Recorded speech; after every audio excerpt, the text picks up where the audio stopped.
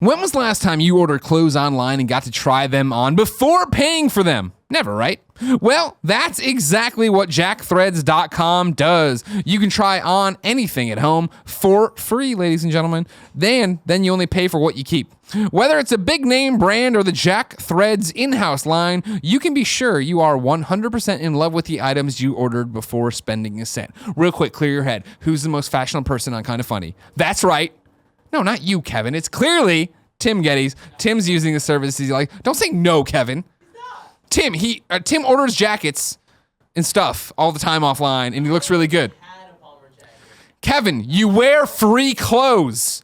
Choose anything you want, though, from jackthreads.com, and you can try it on at home for free. You'll have 7 days to decide if it's working for you. Jack Threads gives you everything you need to send the things back, packing tape, and prepaid shipping labels, ladies and gentlemen. So go to jackthreads.com and enter the code GREGGY when you submit your tryout for 20% off anything you keep. That's jackthreads.com, code GREGGY to save 20% on anything you keep. Never buy before you try ever again.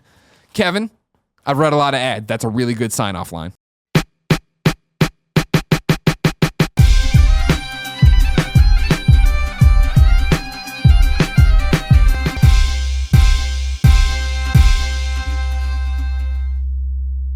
My topic come from patreon.com. Oh, you're going to pee? Yeah. All right. I already know your topic. No, that's fine. I'm just going to wait still. While we wait, we'll talk about patreon.com some more. Here's everybody who supported us in the month of October. You're going to sing while it plays? Well, okay. Right now, names are scrolling. Oh, okay. I thought you were just like waving at the beer and the book and the mug. Oh, yeah. Pick up Dan's book. kindafunny.com/Dan's book. Yeah, there we go. Are you leaving that with us so I can read it? Or do I have to, I'm going buy to one of be. your I copies? sent a finished one to Greg because this one was my proof copy to see if it came out right, and we accidentally put the spine the wrong way. Like so. if you were to lay this down, like just lay it down. Oh, it's upside down. Yeah, see. I mean, which you're on a nice bullet train. You look over there, you see that, and you're like, oh, I don't know what that book is. That guy couldn't do a different language. It's not couldn't do the English. spine right. I don't want to buy that Is book. Arabic? Yeah. It's a million different things to worry about when you're putting a book together, and the spine But placement. you caught it in the proof, which is huge. Yeah, which is why I'm glad I got a physical proof. So Yeah. Smart. Yep. So yes, there will be a copy coming to Mr. Miller. Fantastic. We'll bring it here. We'll I'll put it on probably the just bookshelf. buy it. I don't have patience. I can send one to you. kindafunny.com/Dan's book. Just let me know. On Kindle. Oh yeah. I like Kindles. I can send you a Kindle file. I can email it to your @Kindle address. Really? Yeah. I didn't know I had an And Kindle actually, address. and anyone that buys it can lend it to anyone. I turned off like the DRM type nice. stuff. Look So at like you. Oh, wow. anyone can lend it. If you have Kindle Unlimited, anyone can read it for free. So yeah, there's some options there. Now, while Tim's gone, Yes. you mentioned, I don't want to give away too much of the book, but he mentioned that you are a wrestling manager. Yes. How did that come about? What is that? That came I took him about- to APW. Yeah, well, I yeah. made him. Well, I want to go to one of these shows, by the way. Hey, my The next last time. one is Don't on Friday. fucking look at me like I'm a poser. Greg wants to go every time. All right, then. Guess what's happening, everybody? Friday, you, Cool Greg, me, my mom, and Nick Scarpino are going to APW for Dan's last show. You're going to see Cody Rhodes fight Joey Yeah. Ryan. Yeah. Oh, See Joey some Ryan's stars. so good. Yeah. You come You're gonna love Joey Ryan. He is fantastic. He does. He Do looks you know like Joey you. Ryan's story? No, I don't know. He No. looks just like you, but Yeah. fucking what you Yeah. wish you looked like. Fair enough. And his special move is using the power of his dick. His penis is okay. very strong. Now, here's love what's this. going to happen, though. Sure. Is he's going to come out to the ring with a blow pop in his mouth. He's going to climb out of the ring and then yell, "Who wants this blow pop?" You got to jump up right away and say you. And then he's going to come over and put it in your mouth. And he's also going to be like, "You look just like me. Yeah. Do you want to marry me?" Well, he's already married. But do you want or engaged? But do you want to be like on the ring like apron a- with me and stuff? You could be like his Doink the Clown when Doink the Clown had two Doink the Clowns. Okay, I'm and they in for fucked all up of this. Or Crush. Dink, Wink, I'm in and for Pink. all of this. Yeah.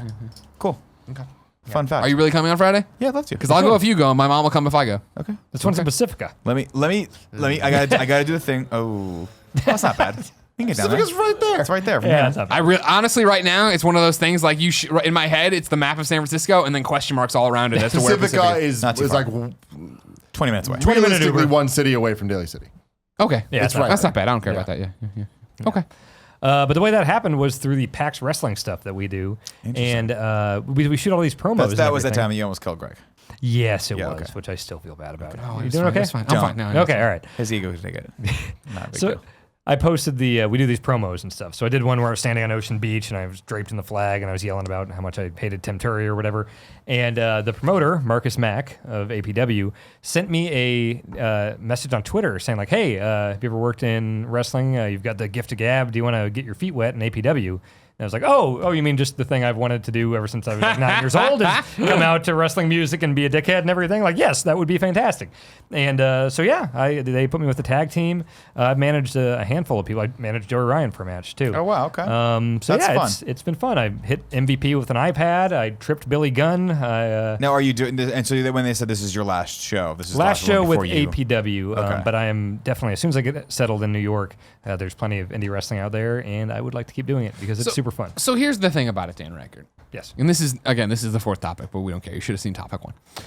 My question about that and the wrestling thing is, do you see that being your future? Like, is it one of those things? Like, and I know that's far-fetched, but it's far-fetched most of your fucking life in the book. Like, I could, you're out there, this starts happening, things start happening, you start doing stuff. Do you see one day being like, all right, because like video game journalism, right? Like, there's usually a timer on all of us. We broke away and started our own business, and eventually we're going to hire Roger Porconi to do all the work while we do nothing. You know what I mean? That'll be our plan. But like for you, you know what I mean? You Giant Bomb, you're going to go up, and eventually you're going to hit the point of like, Jeff Gerstmann's never going to die. He's never going to go away. You're going to have to go start your own thing or be a wrestling manager. I have zero intentions of leaving Giant Bomb. Like, you know, I love everything we do. And the thing is, as fun as this wrestling manager stuff is, it's very much a side thing. I don't see it as, like, the only way you can actually make real money in there is if you're in the WWE. Mm-hmm. And WWE doesn't really have that many managers anymore, and I'm sure as hell not going to become a wrestler. I can't take bumps. Bumps hurt really bad from the few I've taken. Especially when someone untrained lands on you. And maybe the person that gets landed on should be a little fucking tougher. You know, No. Maybe someone should come to fucking PAX and support his friends, unlike only Kevin Coelho ever does. Fun fact, I think I actually was at that PAX and just didn't go to that. I know I'm well aware. You're like, oh, you do this wrestling? What's that? I'm like, I've been doing it. I wish I could have made it. Shut up, you two. I had to do a fucking panel. Yeah, we were on a panel. You were not on a panel. I don't know what I was doing. Thank you, Kevin. I broke down in tears telling Kevin how much he meant to me because none of you were there to support me. Aw. That's what we do. We bonded. But anyways, no plans. If Giant Bomb's around, I want to be a Giant Bomb. I mean, This is a full-time job. I get to be, like, I love wrestling, but video games have always been my number one passion. Wrestling has been a close number 2. And you know what? They've treated me great. Jeff is fantastic to work for. I'm looking forward to working with the guys out east. You know, working with Benny and Alex is fantastic. And so if I can keep doing the wrestling stuff on the side, and the most important thing is they are super supportive of me doing this stuff, which is part of the reason I left Game Informer. 100%. So now that I'm a Giant Bomb and they let me do this side stuff, I'm kind of happy on all fronts. You know, I get to do this great 9 to 5 or whatever, you know, standard full-time job, standard, you know. And then I get to do stuff like this on the side. And like, this has been so rewarding to me that I will continue doing the book stuff. And who knows, maybe 10, 15 years from now, maybe I'm just doing the book stuff, depending on how well this all goes. But it's been getting better and better and better every book I put out. So if that trajectory keeps going, I could see myself eventually just writing. Awesome. But as long as Giant Bomb's around, I'd be a fool to leave. And final question before we get to the actual topic. Yeah. Your fiance, soon to be wife, where's she from? She's from Jersey. Oh, okay. So is that one of the reasons it's so easy to go out there? Yeah, I mean, I would not be doing it otherwise. But from going out there and spending a month there in August and working with the East office, New York City is incredible. You know, I love her family, so we get to live with her family for a bit while we're looking for our apartment in Manhattan. Like how you use the word "get to live" instead of "have to live" in Manhattan. Yeah, Yeah, I view it as a nice or the parents. Oh, I just mean the parents. Yeah, I was like, if I got to live with my mother-in-law. No, they were very, very nice. They were great to live with for a month. Where does mom-in-law rank with regular mom who beat you? Actually, my mother-in-law is a lovely person. Okay, so yeah, she's Elena's the crazy one. Living with my mom would end both of us. That's just the way it would work. It would be a beautiful end, though. Like 2 celestial beings crashing into each other and making a black hole that sucks in the entire Milky Way galaxy. Did the move come on quick? Because it seemed like you were like, I'm going. You and I are friends, but we're not like let's talk every day friends. Right. It seemed like I'm going to go on vacation. New York's awesome. Then you came back like, you know what? I'm going to move to New York. And I was like, was it premeditated to go out there to try it out? No, the plan was because Austin Walker left to go to Vice or Waypoint now. Flushed his life down the toilet just like that Klepek kid. So they needed some help out there. They only had Vinny and Alex. And during some meeting, it was brought up like, oh, yeah, maybe we could do something like, send someone out for a month or whatever. And I realized like, oh, man, we could stay with her family, and I'd love to check it out. I love New York. So I just enthusiastically, threw my name in the hat. Like, yeah, I would love to do that. And as I was there and really starting to like it, it was like, okay, maybe I should bring this up as a potential full-time thing. And so we talked about it, and everyone discussed it, and it's great. So we'll be hiring for a position in San Francisco. I'm not sure when all of that happens, but yeah, as of December 17th or 18th, I am out of San Francisco. Wow. I'll be back for the end of the year and all sorts of stuff. So GDCs you'll be through for, I assume. We don't really do GDC. Just come fucking back for GDC. Yeah? Yeah. It's that easy, all right? I never really liked GDC. What do you mean? It's just so like businessy, and well, no, but you have no business to do there. You just get to hang out with people after they do the business. I guess that's fine, but like I also feel like that's not a show for me. I don't want to like butt myself into like a developer talk and stuff. And you know what? I've always been into the like playing games and talking. Like I'm a game reviewer. I've never been a news guy. Like the few times I've done news, I just feel like I don't know what the hell I'm doing here. Sure. So yeah, GDC, like it's great to see people for sure. But, yeah, that's why I like it. Is it like you get to actually see everybody come to town. I don't I stopped going to talks a long time ago because I went to enough of like let's talk about our shader technology. And be like, I don't know. It's like this doesn't apply. We're the press. It doesn't seem like a show for us. So agreed. Yeah. This topic comes from Daniel Joseph Brady, who supported us on patreon.com/kindafunny to get his topic read. The topic is customs and culture. After having traveled from New Zealand to America and Mexico for a few weeks in January, yes, this topic has been cooking in this hopper for quite some time, I experienced some customs that are not very common in New Zealand. The two main ones I realized were the overall outgoing attitude in comparison to New Zealand, parentheses, where we tend to be a bit more reserved and laid back, and the existence of a tipping culture. I found these two cultural differences novel and interesting, even though to you guys it's considered normal. So, what are some customs you have run into during your travels? Were they positive? Have you experienced any form of culture shock? I don't know if you'd call this a custom rather than just something I noticed, but in Japan, the couple times I've gone, you go into a 7-Eleven or something in the middle of the night. It can be 11 o'clock, 2 in the morning or whatever, and they are the nicest, most helpful employees you could ever imagine. They're smiling, even if there's kind of a language barrier. They are 100%. Trying. They give a shit.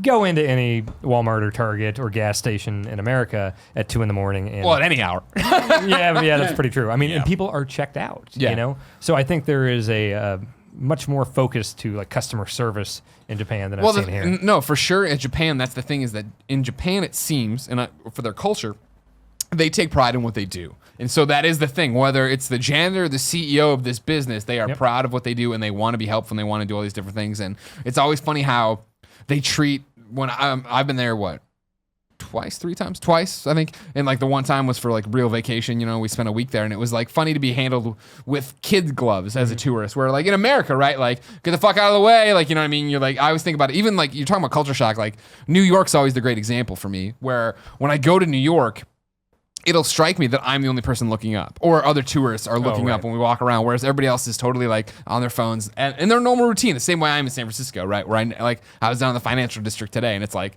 I'm trying to get to my eye appointment, get out of the way. I know where I'm going, but like in Japan, they want to help you. They want to do this stuff. There's this great photo that we took when we were there, a few years ago for this vacation, where it's like me and 7 friends drinking in this convenience store in the window, and our other friend went and took it from the outside. And the sign above us is in Japanese, but it's like, do not consume alcohol inside of this convenience store. But we're all sitting there drinking beers, waiting for our reservation in this place. And like nobody came by and screamed at us for being stupid or this, that, the other. They understood what was happening. Like, okay, whatever, go and do that. Yeah, Japan for sure is that. That's what it is. That politeness, like I remember standing in some subway station or train station in Japan, and I'm staring at the map on the wall, not really sure, what's going on. Yep. And I saw someone out of my periphery walking up, and just my instincts from my time here, basically, are like, this is going to be some crazy person asking me for money or trying to stab me or whatever. And so I was just kind of like, I could tell somebody was San trying. Francisco. Yeah, somebody was trying to talk to me, and so I'm trying to do the thing. I'm just like, I'm just not gonna, Just don't engage. Just don't engage. Yeah. And then I realized, like, I looked over, and she was just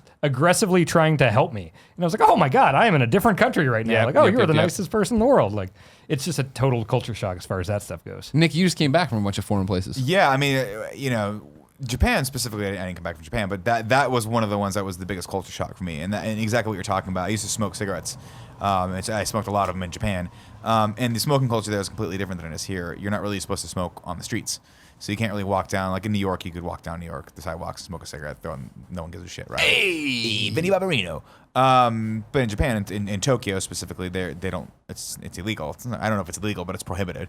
And I was smoking. I didn't realize this. I don't know because there's no signs anywhere that say don't smoke because everyone just fucking knows not to smoke, except for me, the dumb shit American who just assumes I can do whatever the fuck I want, wherever the fuck I want.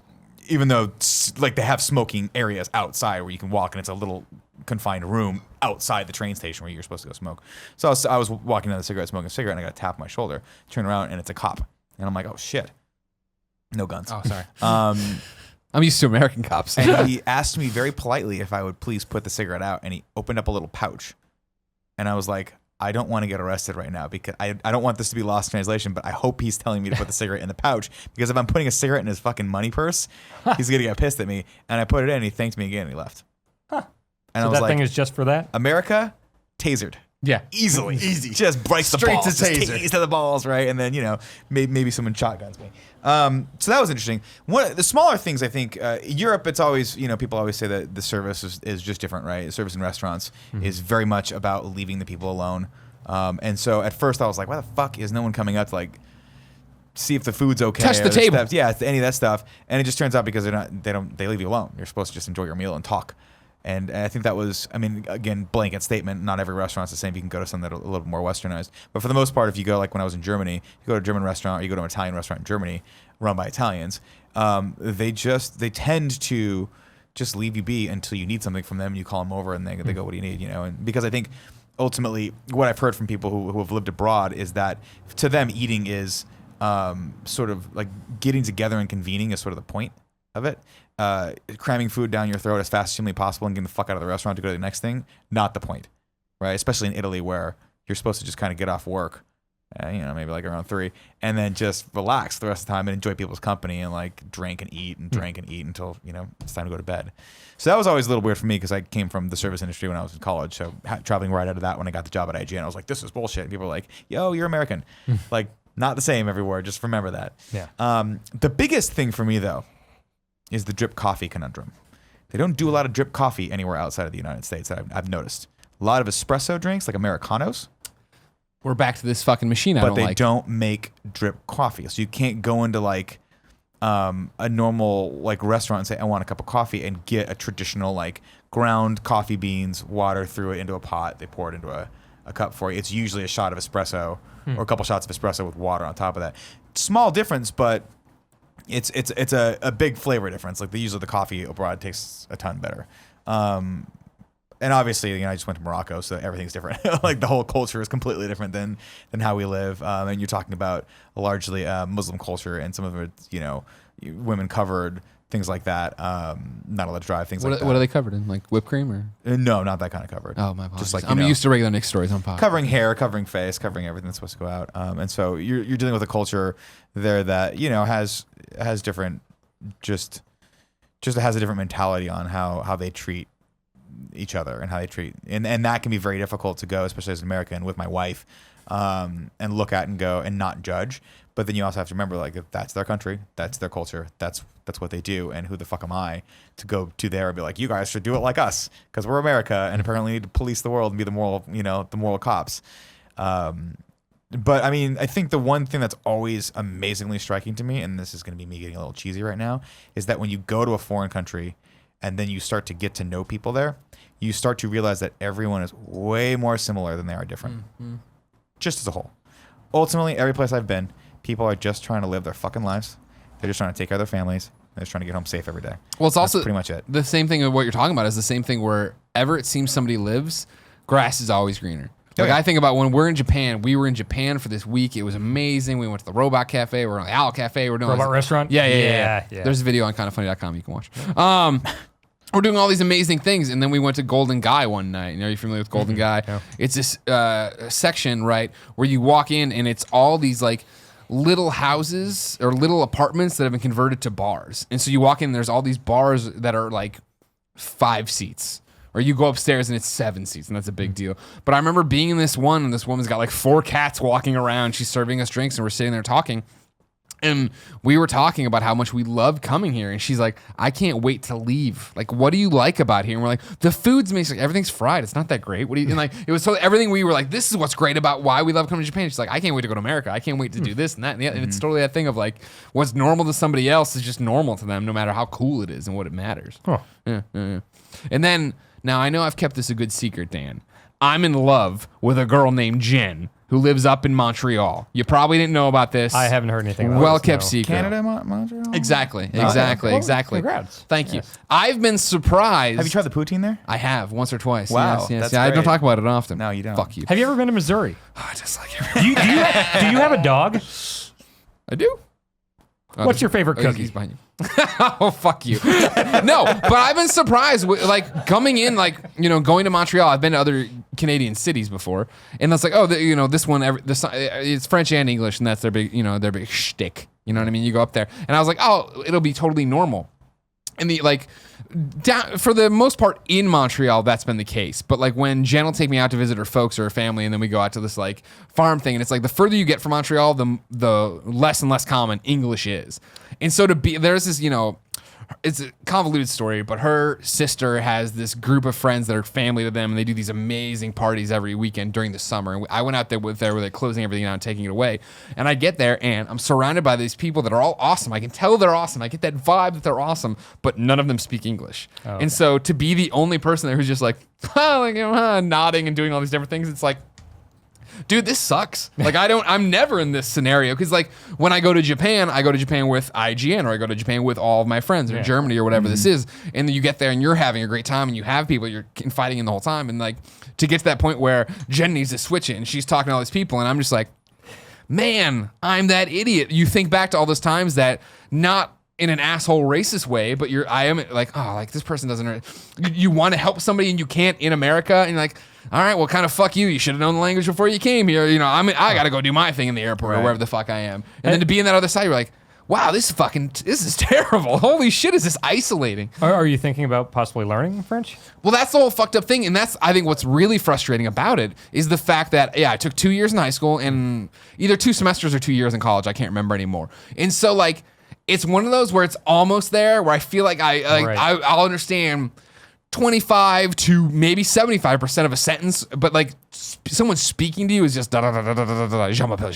You're like, oh fuck. Someone may have mentioned it at some point to you, but Duolingo. Have you tried that? Nope, I have it on the phone. Yeah, I've been doing that with Spanish for over close to a year now, I think. And I can at least read most Spanish now. And if someone's talking slow enough, I can tend to understand and speak. And my accent sucks and everything. Sure, of course. I've found that app to be tremendously helpful. Yeah, no, I got it, but it's the same way where like I'm like in awe that you have time to write a book. Oh, like we leave here and I'm like, man, I don't even have the energy to fucking play a video game, let alone sit there and like Duolingo pops up all the time. Like, it's time for your lesson. I'm like, fuck you little bird. I ain't got time for your shit. It's an owl, isn't it? Yeah, it's some kind of, that's a bird. I guess, that counts. yeah, sure. That's fair. It's interesting though, because when you go to a country with that largely they don't speak English in, I had an interesting reaction to that. At first, it was a level of anxiety that I'm like, this is fucking crazy, especially landing in an Arab country where you're like the only white person as far as the eye can see.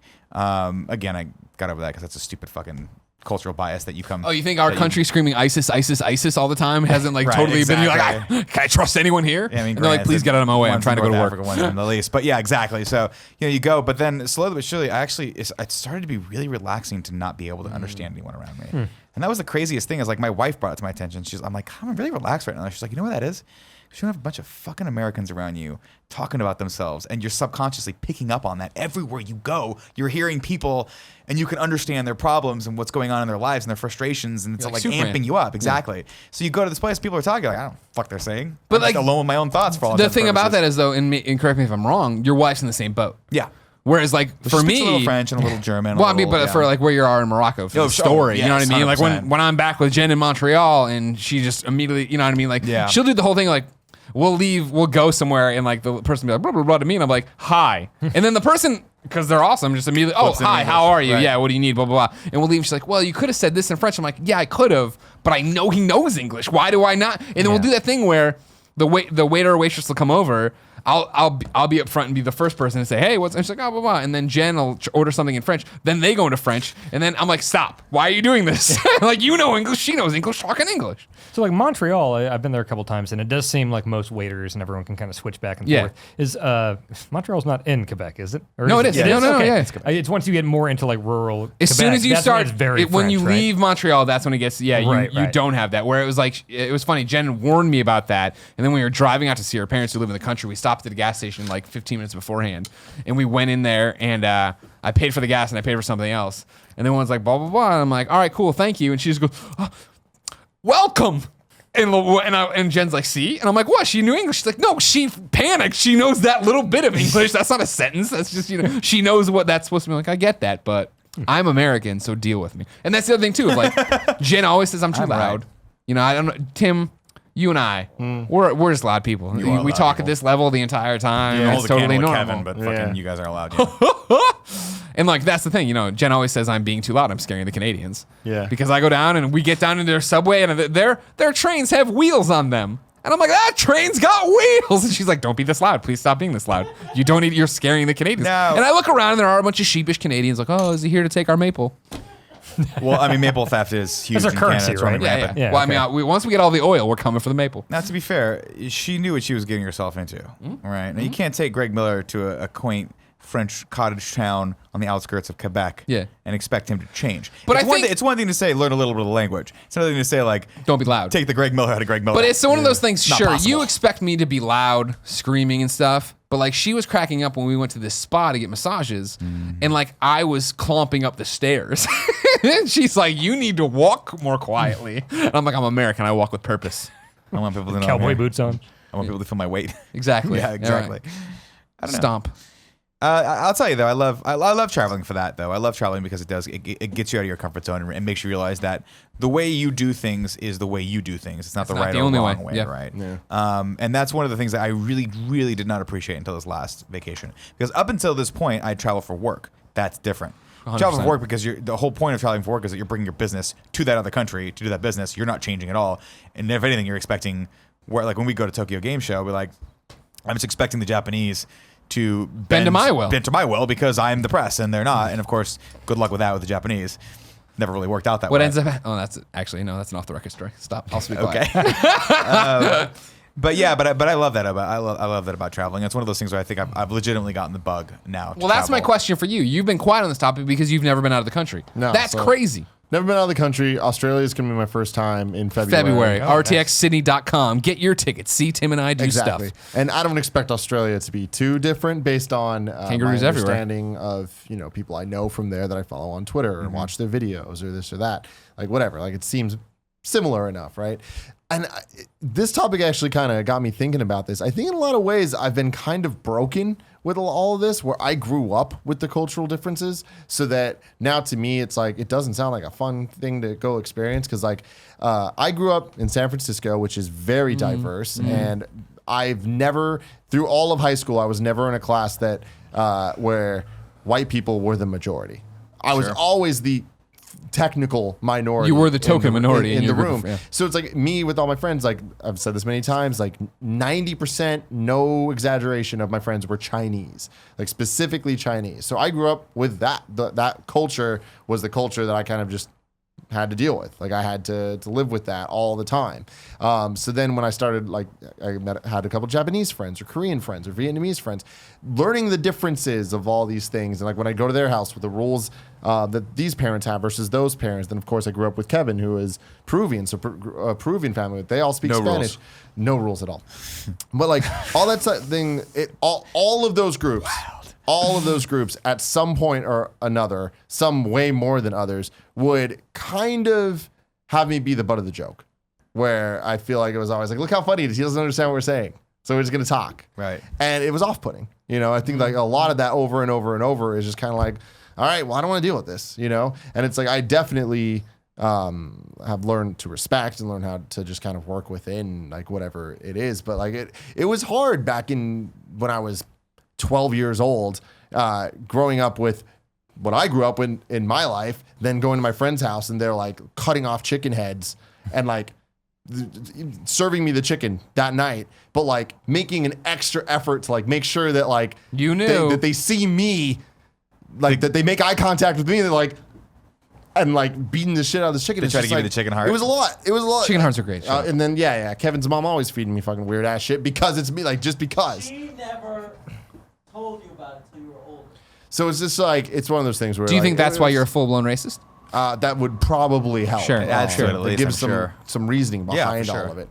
But no, I mean, I think that it's why I am so kind of just like whatever when it comes to a lot of this shit. That's a great point, actually. Though I never thought about that with you. Why you haven't been out of the country, which is not. It's weird. It in is quotes. weird. I mean, a And lot just of people because think it's IGN weird. sends everybody everywhere. The fact that you didn't go, I never wanted to. but it is that fact that you did grow up in a. I'll never forget when I first moved here from Missouri, and somebody's asking me about it. I'm like, dude, I was in a Walgreens and I was the only white person there, and I don't mean like I'm in a black part of town. I mean like there's just a million other races and ethnicities there, and it's like was so novel for me coming from the Midwest, where clearly we're the big swinging dick. I mean, what's weird to me is I didn't really like.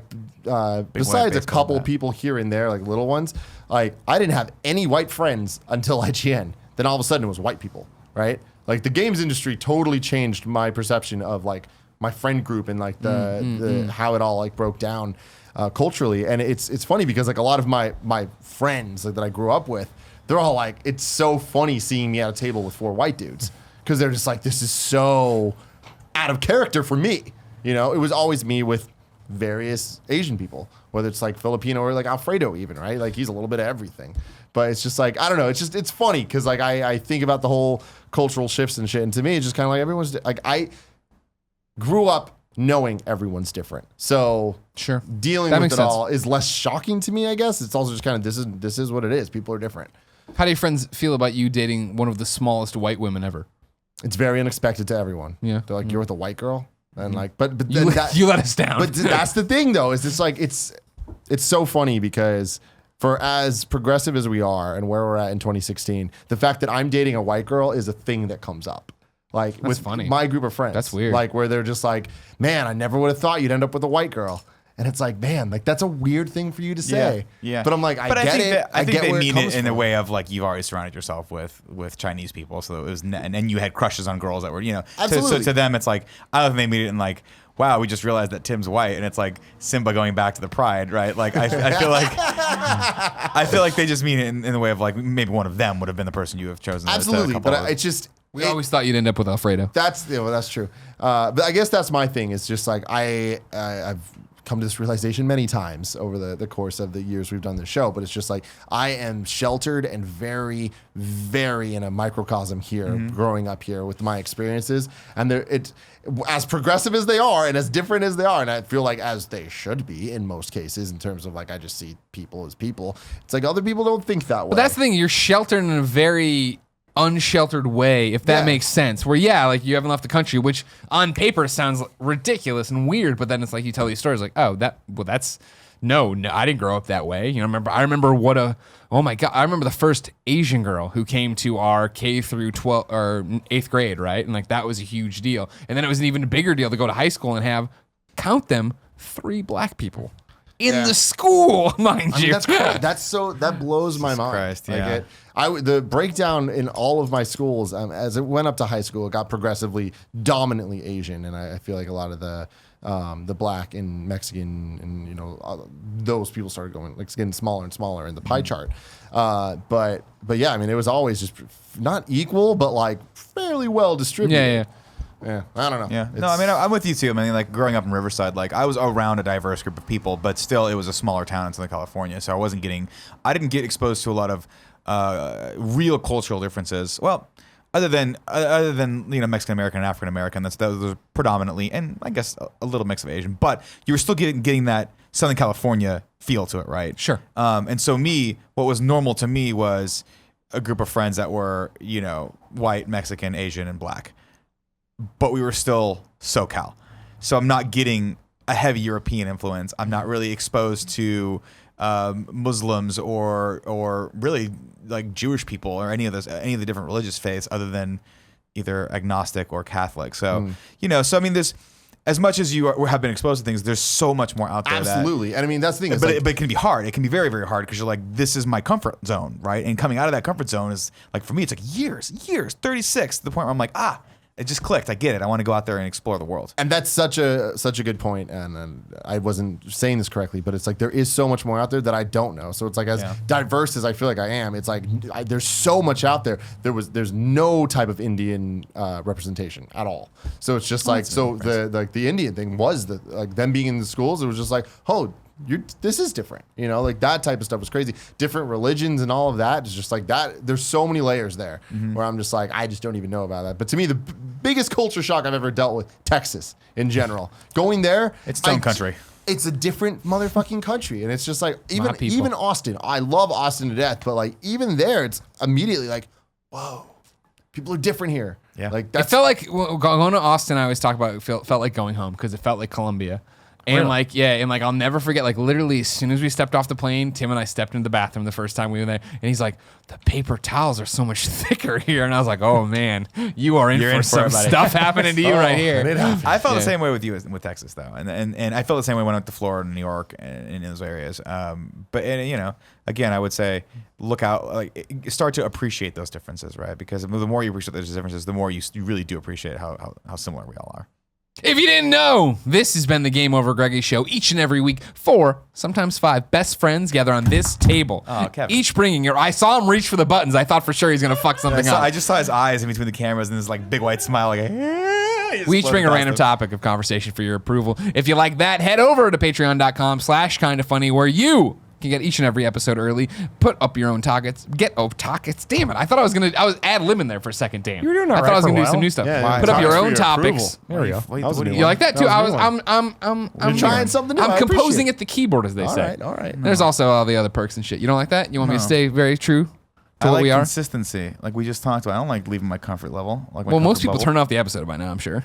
No, some people, because they've learned that at some point at the end of the episode, we talk about porn every single time because it's what we started at the beginning. I was going to say, we started at the beginning of the episodes out, man. Yeah. If you don't got any bucks to toss, no big deal. Head over to youtube.com/kindafunny where we put up the entire show topic by topic, day by day, until it goes up as one big video and MP3 for your approval. You like that? I'm going to stick it. If you don't approve, fuck you. We don't care.